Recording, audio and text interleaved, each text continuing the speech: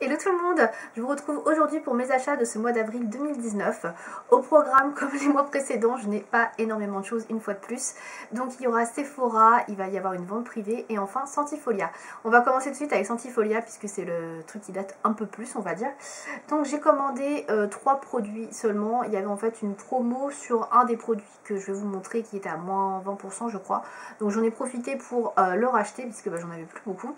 Donc ils sont par terre, je vais les ramasser.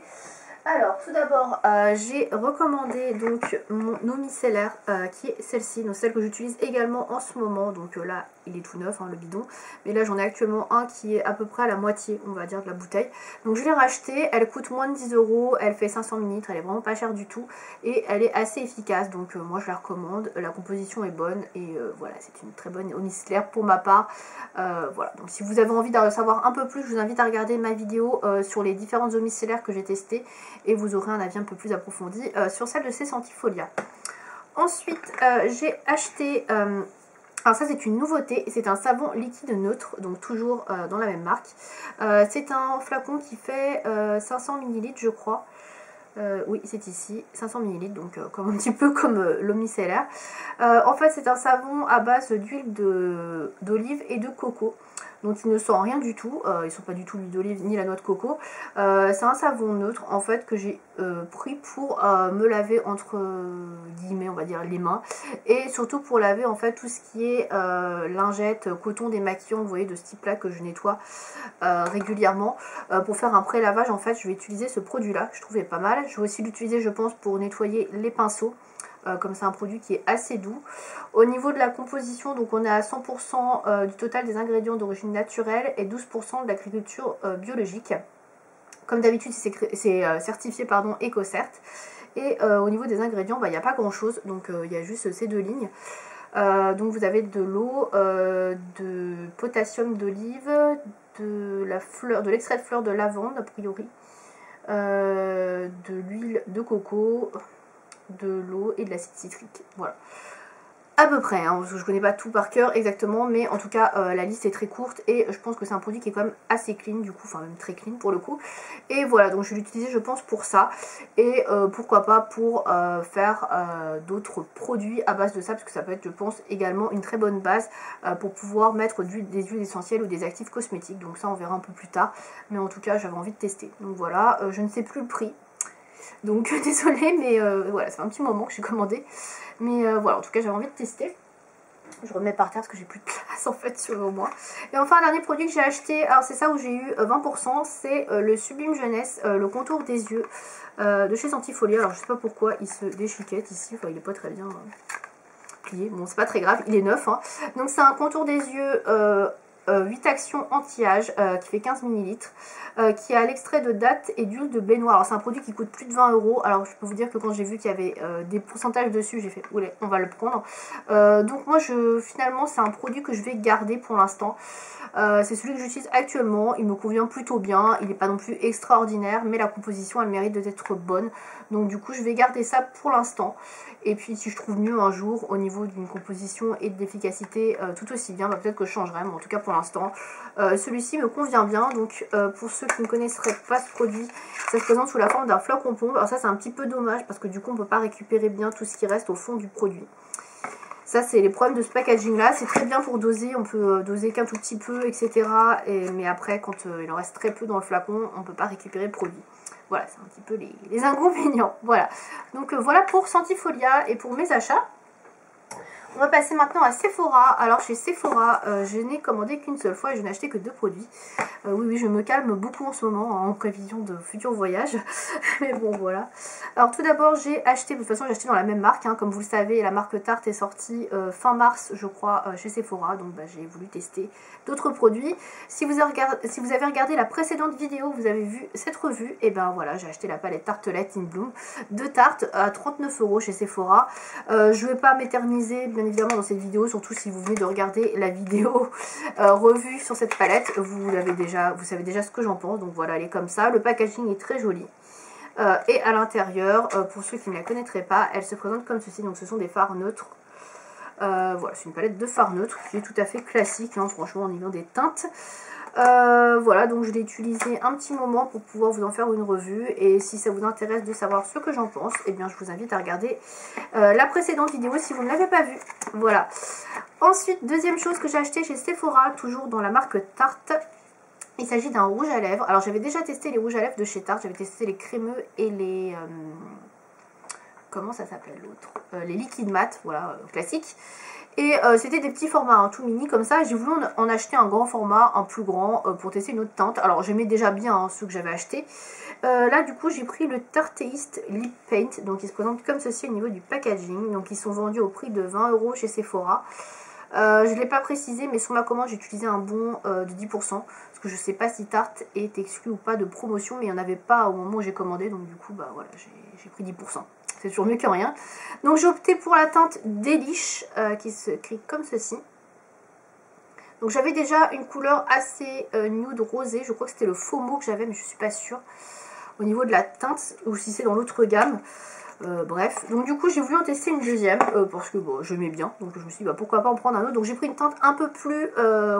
pas coloré parce que c'est pas vraiment coloré, mais pas dans les beiges nudes etc. J'essaie de sortir un petit peu de ma zone de confort, donc j'ai pris une espèce de beige qui tire un peu sur le cuivré rouge que je trouve très très joli. Je vais vous faire un petit swatch sur ma main pour vous montrer un petit peu la couleur. Au niveau de l'applicateur, on est sur un petit applicateur mousse comme ceci qui est un petit peu qui a un petit creux en fait au niveau du bout pour pouvoir prélever la matière, donc c'est plutôt pas mal. Je trouve qu'on a quasiment tout ce qu'il faut en un seul passage de matière, donc c'est pas mal du tout. Et voici la couleur qui vous voyez quand même un peu plus foncée que ce que je peux porter peut-être d'habitude, mais ça reste quand même dans les teintes que j'aime, hein. Voilà, on n'est pas non plus sur un truc de fou. Pour comparer, je pense qu'il se rapproche un petit peu du Lolita de Kat Von D. Voilà, il faudrait que je swatch à côté. Je pense que le Lolita est légèrement plus foncé, mais on est un peu dans le même genre de style de couleur, donc moi j'aime beaucoup. Voilà, c'est une couleur qui reste quand même assez portable, avec pas mal de maquillage. Bon, pas celui que j'ai aujourd'hui parce qu'il est très coloré, mais très très joli. Voilà, j'aime beaucoup, et la tenue est vraiment pas mal du tout, donc voilà, plutôt pas mal. Voilà pour Sephora.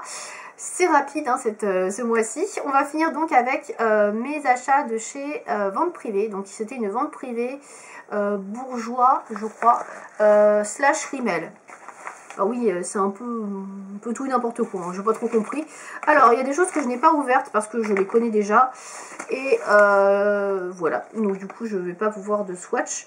Alors, tout d'abord, j'ai acheté des produits pour le teint. Alors, je ne vous les ai pas déballés parce que c'est toujours les mêmes produits que j'achète.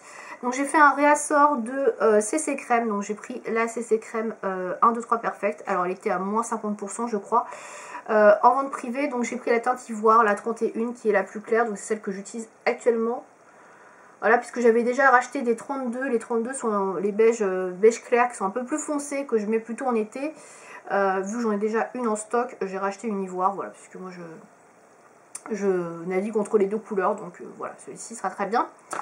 Ensuite, autre produit que vous connaissez déjà, que j'utilise régulièrement, qui est aussi en teinte ivoire, c'est l'anti-cerne Blur the Lines. Donc là, je ne l'ai pas déballé, puisque bah, je l'ai déjà montré, vous le connaissez déjà. Puis comme ça, ça vous permet de voir le packaging. Voilà, je le déballerai quand j'aurai fini celui que j'ai actuellement, parce que j'en ai un qui est en cours. Donc pareil, j'ai pris teinte 1 ivoire, parce que j'avais déjà essayé la teinte 2, et pour le coup, elle, je la trouve un peu trop foncée. Donc je suis restée sur la teinte 1, qui me correspond vraiment davantage. Donc c'est un correcteur anti-cerne en stick, hein, pour ceux qui ne connaîtraient pas. Ensuite, toujours dans le teint, j'ai pris un autre anti-cerne. J'ai pris l'anti-cerne correcteur lumière Radiance Reveal qui se présente comme ceci. Alors ça c'est pas un correcteur anti-cerne qui a une couvrance de fou. En fait, celui-ci aurait une couvrance, on va dire, sur 3, on va dire de 2 sur 3. Et ça, c'est une couvrance de 1 sur 3. C'est pas très couvrant. Voilà. C'est toujours la même teinte, la 1 ivoire. Voilà, parce que c'est celle qui me correspond. Donc celui-ci c'est bien pour corriger en fait les petites imperfections, si vous avez des petites corrections à faire qui ne nécessitent pas de couvrance, c'est pas mal du tout. Donc moi je l'utilise pour certaines rougeurs qui sont pas trop fortes, ça marche plutôt pas mal. Ou alors quand j'ai pas envie de me maquiller trop, bah, j'utilise ce produit là qui est assez léger, donc qui est pas mal du tout. Voilà, c'est pour camoufler cernes et imperfections, visiblement rides et ridules, un regard défatigué plus lumineux. Alors ça, je trouve pas que ça défatigue vraiment, mais bon, voilà, voilà. Alors ça, c'est, je l'ai pas précisé, mais c'est un petit pinceau et c'est liquide, alors que l'autre c'est en stick. Voilà. Ensuite, je continue avec Bourjois. Il me reste encore quelques produits. Voilà, et j'ai pris un produit Rimmel qui reste dans le fond de mon sac que je vais vous montrer par la suite. D'ailleurs je vais le sortir parce que ça sert à rien de le laisser dans le sac. Voilà, alors toujours chez Bourjois, donc il me reste le Broad Check que j'ai pris. Alors ça c'est un produit que je connais pas du tout. Ah non, c'est chez Rimmel, pardon. Donc chez Rimmel j'ai pris le Broad Check. Je suis désolée, j'ai cru que j'en avais pas pris. Voilà, donc ça c'est un produit que je connaissais pas. Donc c'est une sorte de produit pour les sourcils. C'est une poudre pour combler les sourcils. Donc moi j'ai pas mal de trous au niveau des sourcils. Ça se voit peut-être pas parce que je passe mon temps à les combler, mais plus ça va, moins j'ai de sourcils en tête là. Je ne sais pas pourquoi, hein, voilà. Ce n'est pas une épilation abusive ou quoi que ce soit, je ne sais pas, c'est avec l'âge peut-être. Je perds mes sourcils. Bon, mieux vaut que ça que les cheveux. Hein. Du coup, j'ai pris la teinte blonde, donc la plus claire. Et en fait, c'est un produit qui se présente comme ceci. Sous la forme d'un petit pinceau. Et en fait, là, vous avez la bille qui est là-dedans. Enfin, je ne sais pas trop à quoi ça sert pour le coup, mais bon. Et au niveau de la couleur, donc ça c'est poudreux, c'est blond, voilà, c'est ma teinte. Ça m'a l'air pas mal, j'ai pas encore testé. Donc à tester, mais je pense que c'est le genre de produit qui, à mon avis, ne dure pas longtemps. Il ne va pas y avoir beaucoup de matière dedans. Donc je pense qu'au bout d'un mois peut-être, le truc il est vide, parce que ça m'a l'air vraiment rikiki. Bon, à tester. Si c'est pas mal, c'est un truc qui vaut pas grand chose, donc si je peux le retrouver après en supermarché, pourquoi pas. On verra. Donc en tout cas la couleur est plutôt pas mal. Ensuite donc on retourne chez Bourjois pour le coup. Alors chez Bourjois j'ai pris un crayon. J'ai pris un ombré Smoky. Alors c'est leur nouveau crayon Smoky double embout. Avant ils n'étaient pas comme ça. Moi je les aime bien ces crayons là parce que c'est le genre de produit en fait que je mets quand j'ai pas trop envie de me maquiller ou que je veux un truc très rapide mais que je veux être maquillée mais légèrement ou rapidement. Donc j'utilise ce produit là. Donc là j'ai pris la couleur qui s'appelle je ne sais pas comment. C'est écrit ouf. C'est un espèce de gris. Ah voilà, c'est là peut-être. Non. Ah si, c'est là. Gris. Voilà, c'est bien un gris. Donc c'est le numéro 5 gris. Alors c'est écrit en tout petit. Je ne sais pas du tout si vous allez voir. Voilà, donc le numéro 5 c'est ici gris. Du coup, ça se présente comment? Alors vous avez le côté crayon. Alors je suis désolée parce que là il y avait une étiquette que j'ai retirée qui est toute collante. Le crayon est comme ça. Donc c'est une mine pardon, rétractible. Comme ceci.